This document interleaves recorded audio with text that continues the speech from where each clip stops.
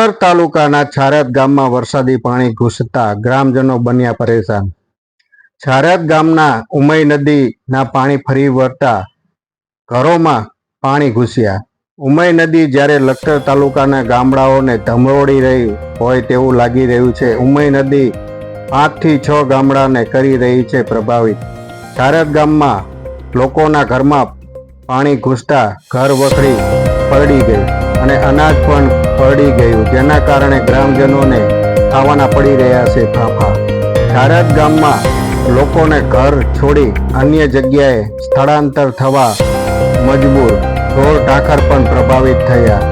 લખતર તાલુકામાંથી પસાર થતા નદી નાળા કોઝવે ની અંદર 2 કાંઠે વરસાદી પાણી વહી રહ્યું છે, ત્યારે લખતર તાલુકાના છારદ ગામના અરા વિસ્તારમાં આશરે 30 થી વધુ ઘરોની અંદર ઉપરવાસથી ઉમઈ નદીનું વરસાદી પાણી ઘૂસ્યા હતા।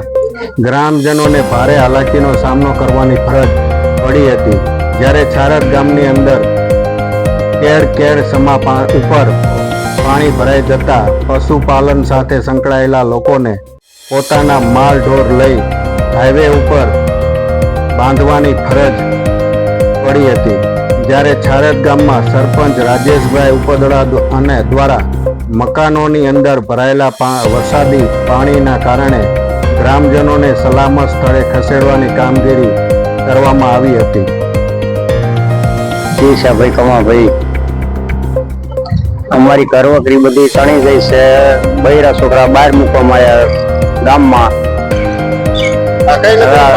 ઉમૈયા નદીનું પાણી આવે। કેટલા દિવસથી ત્યાં પરિસ્થિતિ છે? 3 દિવસથી।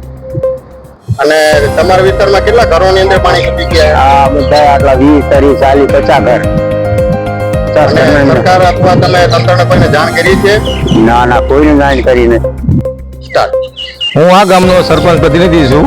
આજે કંઈક 2 દિવસથી પાણીની પરિસ્થિતિ છે, જે ઉપરવાસમાં ઉમૈયા નદીમાં વધારે પડતું પાણી આવવાના કારણે નીચાણવાળા વિસ્તારમાં અંદાજે 50 થી 100 ઘરની આજુબાજુના ઘરમાં પાણી ઘૂસી ગયું છે, જે તે લોકોની ઘરવખરી વગેરે ખરાબ થઈ ગયું છે। તો અમારી સરકારને એટલી વિનંતી કે આવનારા સમયમાં આજે અમારા ગામની નજીક એક નાળું મૂકેલું છે, તે નાળું ઊંચું ઉપાડે, પ્લસ અને અમને જે રીતે મદદરૂપ થાય તે રીતે જે રીતે સહાય કરે એ રીતે મદદરૂપ થાય ગામ લોકોને, એવી અમને અમારી સરકારશ્રીને અપીલ છે। આ પરિસ્થિતિ વણતા હાલમાં કોઈ તમારે ત્યાં કોઈ સરકારી તંત્ર આવ્યું છે કે નથી આવ્યું? હા, કાલે મામલતદાર સાહેબ આવ્યા હતા અને ટીડીઓ સાહેબ વિઝિટમાં આવેલા હતા, અને જો કે એમને બધી પરિસ્થિતિનું નિરીક્ષણ કર્યું હતું, પરંતુ કોઈ જાનમાલની મુશ્કેલી નથી થઈ, એટલે કોઈ પ્રશ્ન હતો નહીં। જે કોઈ વધારે પડતું પાણી ઉમૈયા નદીમાં આવવાના કારણે વધારે 2 થી 3 દિવસથી પ્રશ્ન રહે છે પાણીનો, જે નાળાના કારણે અને વધારે પાણી રહેશે। જો નાળું સમય સંજોગે નાળું ઊંચું કરવામાં આવશે તો પાણી નિકાલ થઈ જશે, તો આ ઘર જે નીચાણવાળા મકાન છે એ લોકોને આવતા સમયમાં કોઈ આવી પરિસ્થિતિ સર્જાય નહીં, એવી અમારી સરકારશ્રીને અપીલ છે। શું છે તમારું નામ? મારું નામ મેજર રણજીતભાઈ મનસુખભાઈ છે।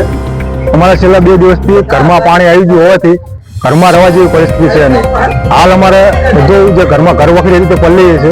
ઉમઈ નદીનું પાણી ફૂલ આવવાથી છેલ્લા 2 દિવસથી અમે રહી શકતા નથી ઘરમાં, ખાવા પીવાની ફૂલ તકલીફ છે। તો સરકારશ્રીને વિનંતી છે મારી કે જે બને તે અમને સહાય કરી શકે। શું છે તમારું નામ? કાનાભાઈ મેલાભાઈ।